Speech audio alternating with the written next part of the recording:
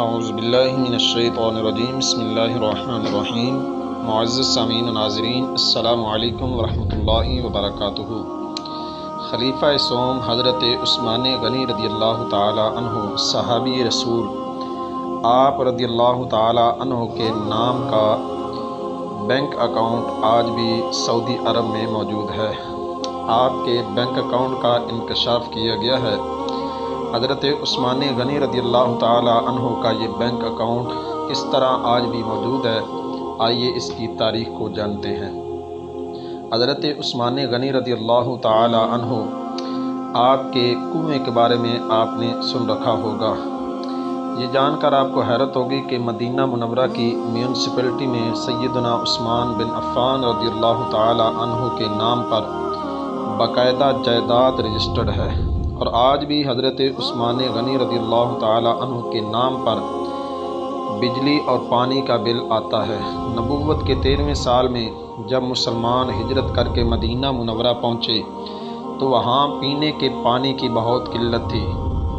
مدینہ منورہ میں ایک یہودی کا کنواں تھا جو مسلمانوں کو پانی مہنگے داموں فروخت کرتا۔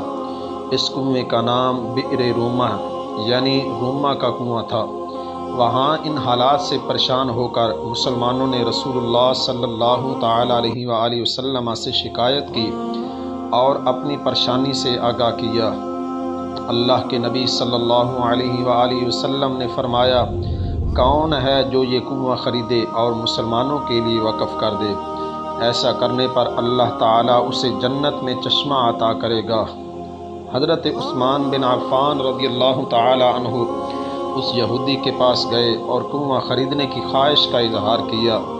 کنواں چونکہ منافع بخش آمدنی کا ذریعہ تھا، اس لیے یہودی نے اسے فروخت کرنے سے انکار کر دیا۔ حضرت عثمان رضی اللہ تعالی عنہ نے یہ تدبیر کی کہ یہودی سے کہا، پورا کنواں نہ صحیح آدھا کنواں مجھے فروخت کر دو۔ آدھا کنواں فروخت کرنے پر ایک دن کنویں کا پانی تمہارا ہوگا اور دوسرے دن میرا ہوگا۔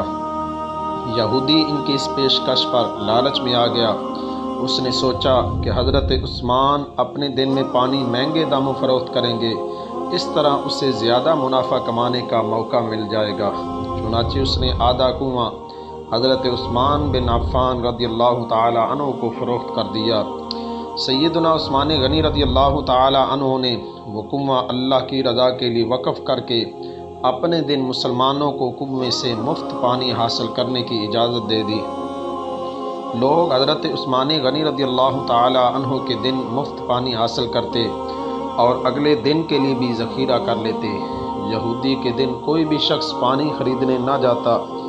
یہودی نے دیکھا کہ اس کی تجارت ماند پڑ گئی ہے تو اس نے حضرت عثمان بن عفان رضی اللہ تعالی عنہ سے باقی آدھا کنواں بھی خریدنے کی پیشکش کر دی۔ اس پر حضرت عثمان رضی اللہ تعالی عنہ راضی ہو گئے اور کم و بیش 35,000 درہم میں پورا کنواں خرید کر مسلمانوں کے لیے وقف کر دیا۔ اس دوران ایک مالدار آدمی نے حضرت عثمان غنی رضی اللہ تعالی عنہ کو کنواں 2 گنا قیمت پر خریدنے کی پیشکش کی۔ حضرت عثمان نے فرمایا، مجھے اس سے کہیں زیادہ کی پیشکش ہے۔ اس شخص نے کہا، میں 3 گنا دوں گا۔ حضرت عثمان نے فرمایا، مجھے اس سے بھی کئی گنا زیادہ کی پیشکش ہے۔ اس آدمی نے کہا، میں 4 گنا دوں گا۔ حضرت عثمان نے فرمایا، مجھے اس سے بھی کہیں زیادہ کی پیشکش ہے۔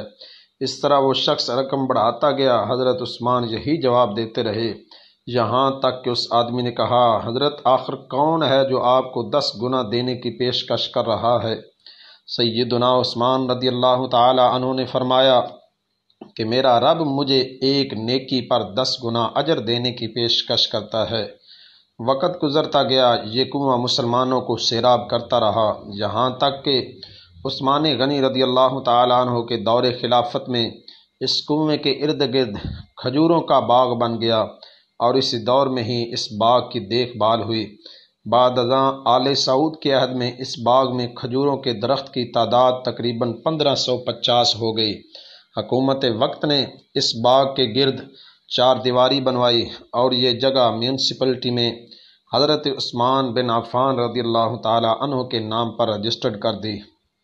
وزارت زراعت یہاں کی کھجوریں بازار میں فروخت کرتی اور اس سے حاصل ہونے والی آمدنی سیدنا عثمان بن عفان رضی اللہ تعالی عنہ کے نام پر بینک میں جمع کرواتی رہی۔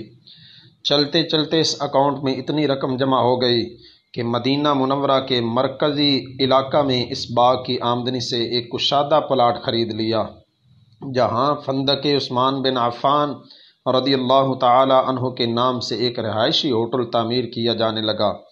اس رہائشی ہوٹل سے سالانہ 50 ملین ریال آمدنی متوقع ہے، جس کا آدھا حصہ غریبوں اور مسکینوں کی کفالت اور باقی آدھا حضرت عثمان بن عفان رضی اللہ تعالیٰ عنہ کے بینک اکاؤنٹ میں جمع ہوگا۔